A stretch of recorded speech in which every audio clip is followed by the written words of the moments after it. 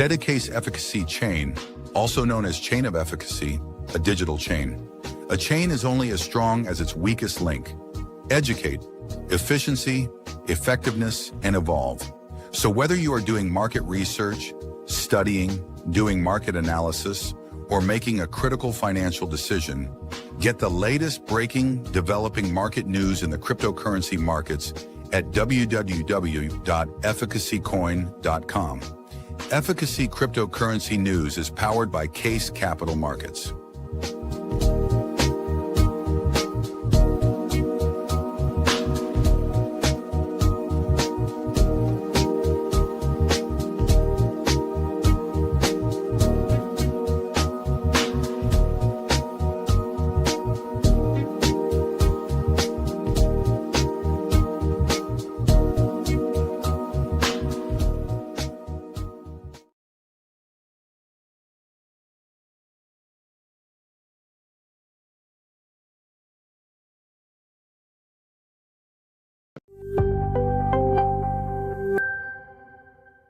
Everyone, thank you so much for joining our webinar today on stablecoins.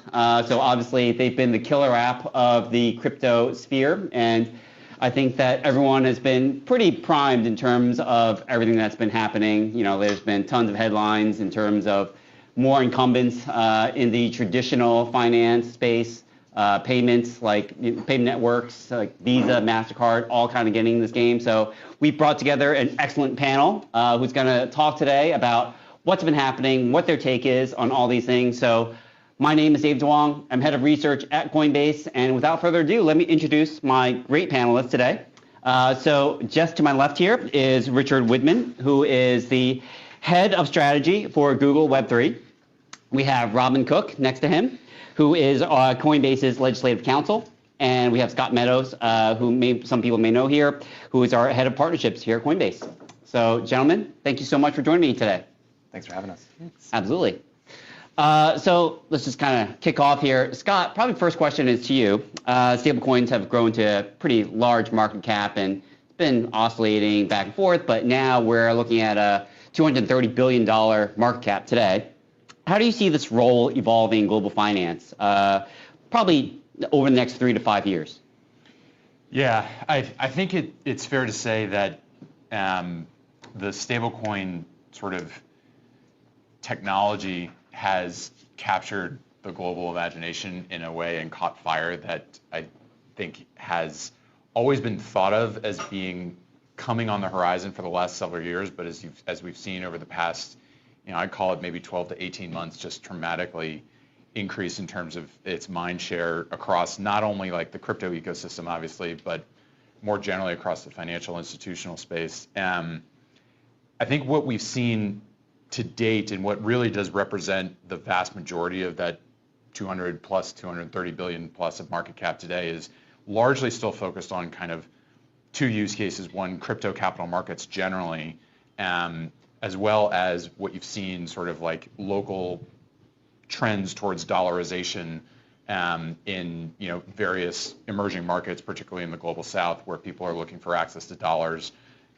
in ways, in markets and geographies where you otherwise wouldn't have the opportunity to have access to those. And I think what you're starting to see now, which has really sort of tipped the scales and increased the dialogue around this space, is the use of stablecoins specifically for capital flows and payments.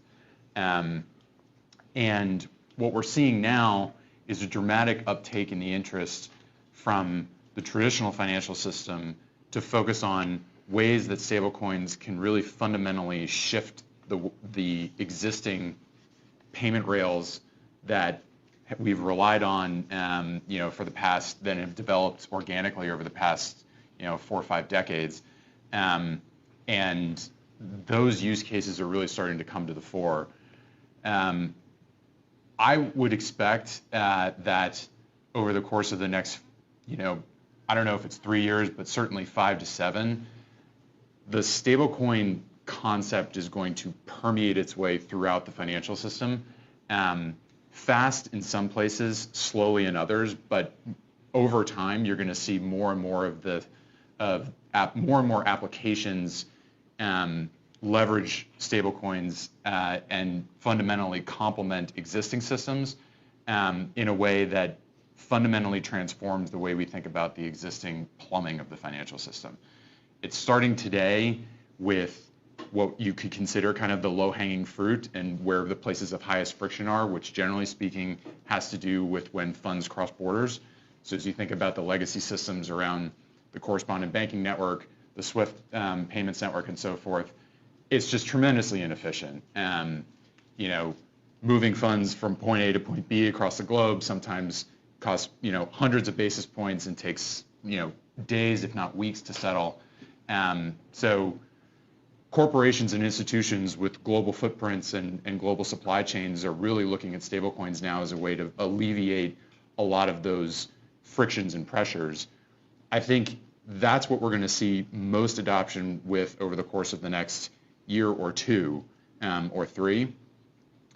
Further down the line, you can imagine the entire capital market system really rearranging itself around tokenization and stablecoins in general as you think about just sort of traditional capital markets. So my sense is that we're still a ways off from that, just given how much inertia there is behind that existing system. But I would expect that over the next 5 to 7 years, we're going to see a fundamental shift in the way that a lot of those markets operate from an infrastructure perspective. That's a great setup, and I will definitely ask you about some of those cross-border use cases in a little bit. But first, I kind of want to bring Robin in here to kind of give his policy perspective, and we're going to have Q&A later, and Robin's an expert in all things like legal and policy in the U.S., so if you have questions, even outside of stablecoins, and you want to ask him, I'm sure he'll be around to talk about it. But I just kind of want to understand how regulations are shaping some of these developments that Scott's mentioning, because I think we're going to talk specifically about some of the bills that are going through Congress at the moment. But just as an introduction, what are the key debates around stablecoin regulation that are going on at Capitol Hill at the moment?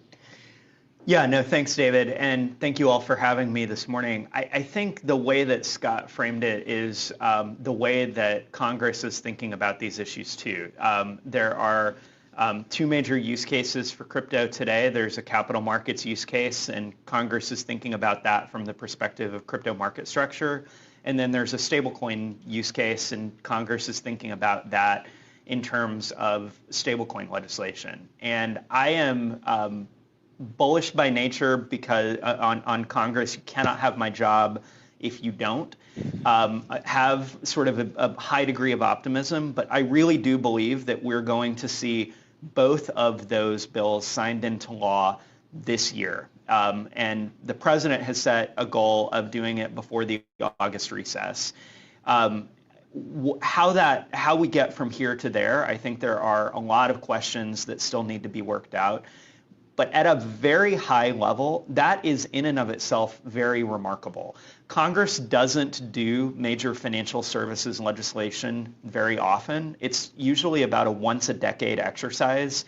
You had Dodd-Frank in 2010. You had sort of the cleanup bill, for lack of a better word, of Dodd-Frank in 2017. You had to wait 7 years to get that. Prior to that, you had Gramm-Leach-Bliley in 1999. You don't get financial services legislation very often. We're likely to get 1 or 2 bills covering those 2 topics done this year, and that is really pretty remarkable. I think the other thing that's pretty remarkable is that crypto is just about the most bipartisan thing in Washington today. There really aren't very many issues at all that are going to get done on a bipartisan basis this Congress. Yet last year, when FIT 21 was on the House floor, you had 279 members of Congress, including 71 Democrats, voting for it. You had people like Nancy Pelosi. You had people like Catherine Clark, who's the House Democratic whip.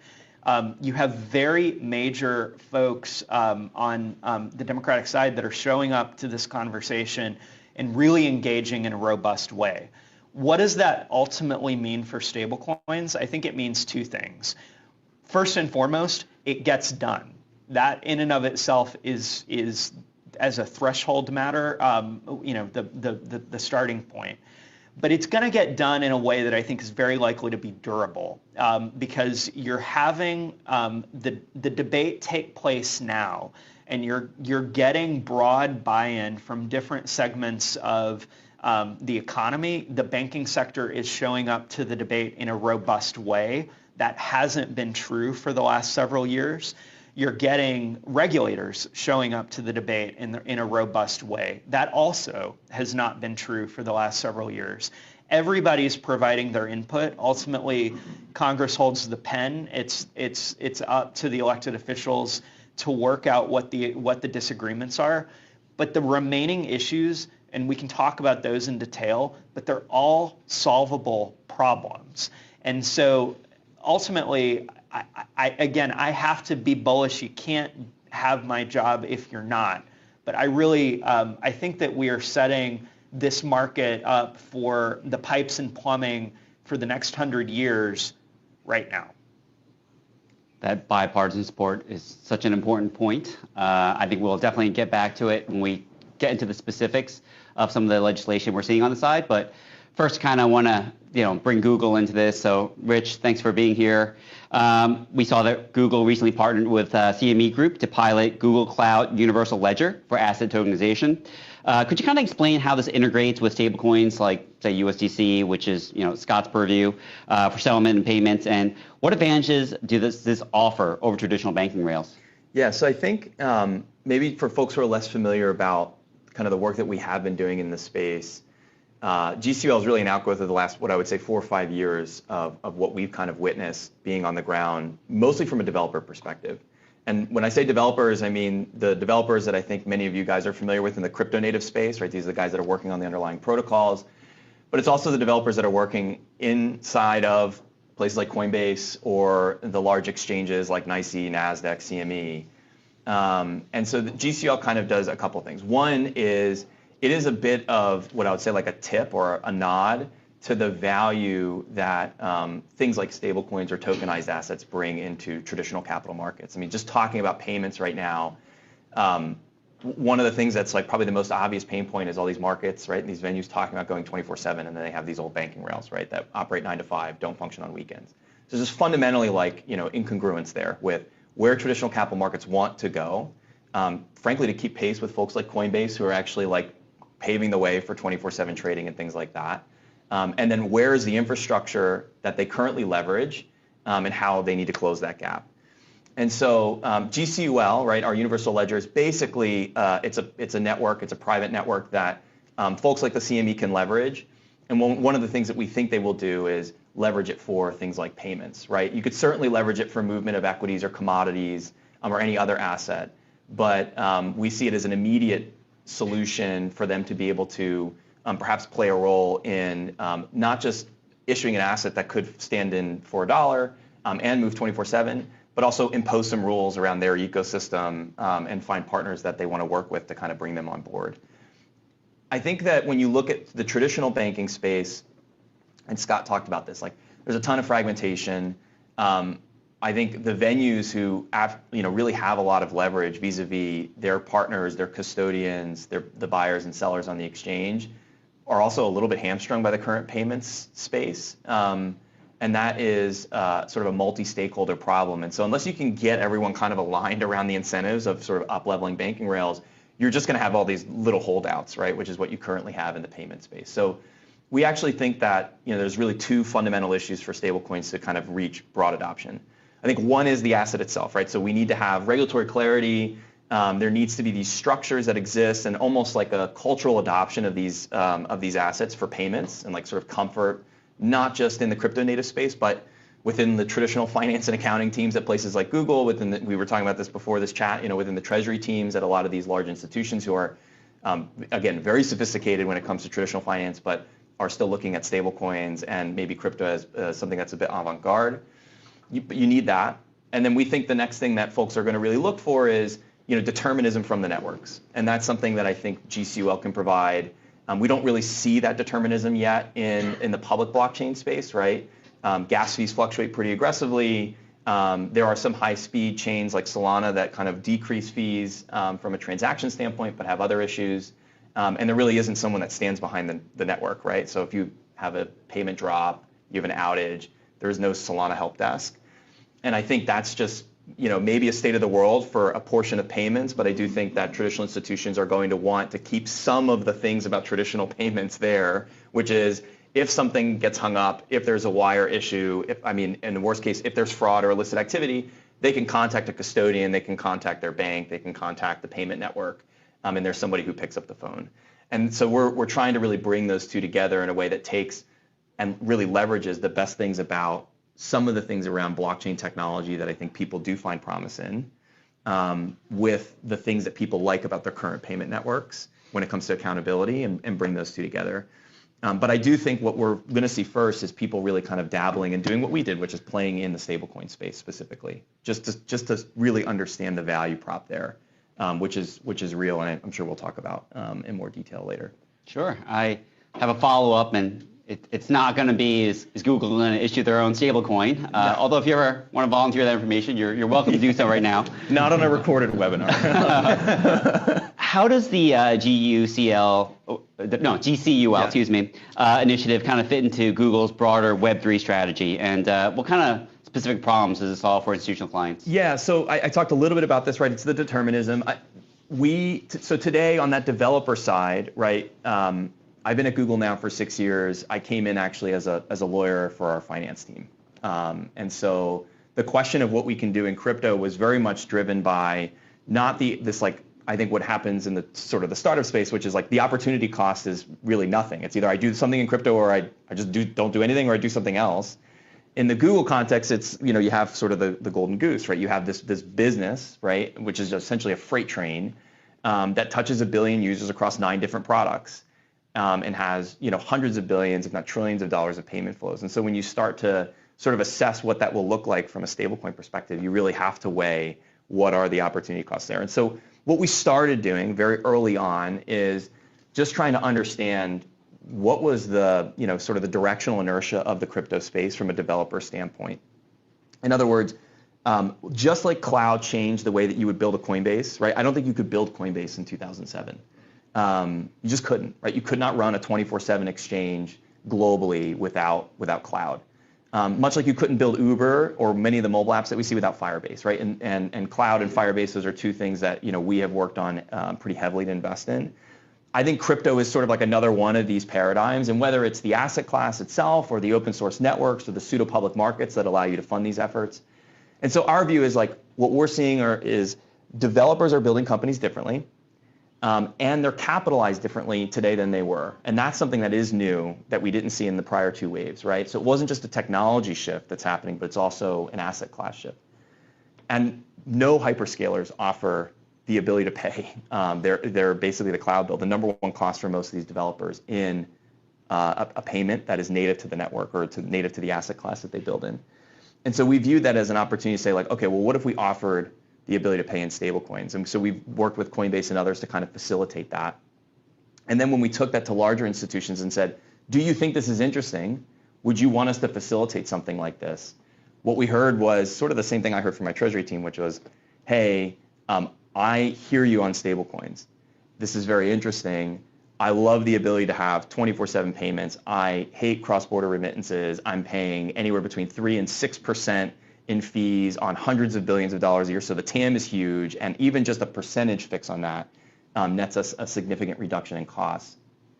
But I don't really have to spend a lot of time thinking about the reliability of the SWIFT network when I'm making payments, or the reliability of, I would say, typically with the reliability of banks. Now that's becoming an issue for treasurers given the SVB stuff, but not a lot of time spent on the networks. In the stablecoin context, there's a ton of time spent on these networks. You have like now a sort of a twofold problem of like, is the asset class structured appropriately, right? Is it bankruptcy remote? Is it regulated under MYDFS or hopefully under some federal legislation soon? And then there is, what is the network it's moving on, and do I have some exposure or risk there? And if so, who's accountable? And that goes back to the other point. So for our strategy, it really was like, it's almost a barbell. There's this crypto native space that's going to lead the charge on stablecoins and these public networks, and we think we need to facilitate that absolutely if we want to be the first stop shop for developers in this new wave. And some of that just involves working with stablecoins in a traditional sense. But we want to take some of those learnings and bring it to our institutional clients and give them another option, of which there is no option today, right? It's really like I'm on public networks and I can leverage publicly issued stablecoins, or I'm stuck with traditional payments. There really isn't an in-between, and so we want to give them that option, and I think that's really kind of how we're thinking about it in the broader strategy for the company. So it's a little bit of a technology play, but it is also very much almost like a people, processes, policy play as well, which I think folks in the room can probably agree is one of the big issues that we have in crypto. We have great technology. We don't necessarily nail those last couple pieces when it comes to people, processes, and the policy. That's great. That's a great seg, actually, because we've kind of been dancing around the topic of like SWIFT and international kind of payments worldwide. And maybe Scott, back to you, because following up from some of Richard's points, like how do you see stablecoins impacting what you mentioned before, cross-border payments, cross-border remittances? What corridors, applications are you gaining the most traction at this point? Yeah, I mean, this really, as I mentioned before, is where the majority of the market participants are focused at today, right? Because this is like the obvious, most clear-cut pain point.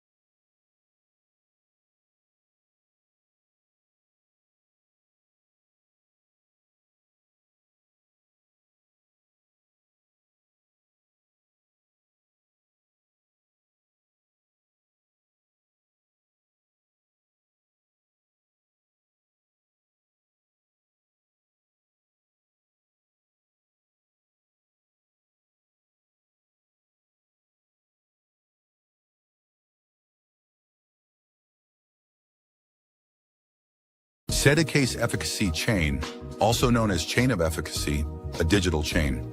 A chain is only as strong as its weakest link. Educate, efficiency, effectiveness, and evolve. So whether you are doing market research, studying, doing market analysis, or making a critical financial decision, get the latest breaking, developing market news in the cryptocurrency markets at www.efficacycoin.com. Efficacy Cryptocurrency News is powered by Case Capital Markets.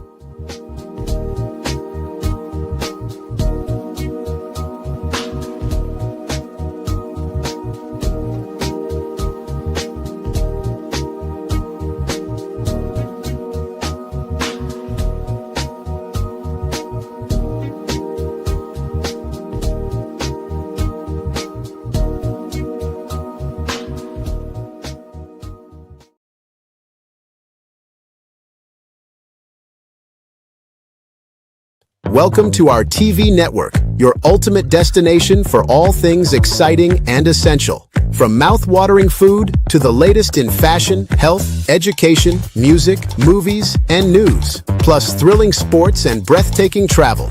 Our TV network brings it all to you. Tune in today and experience the best of every world. All in one place, rtv.network.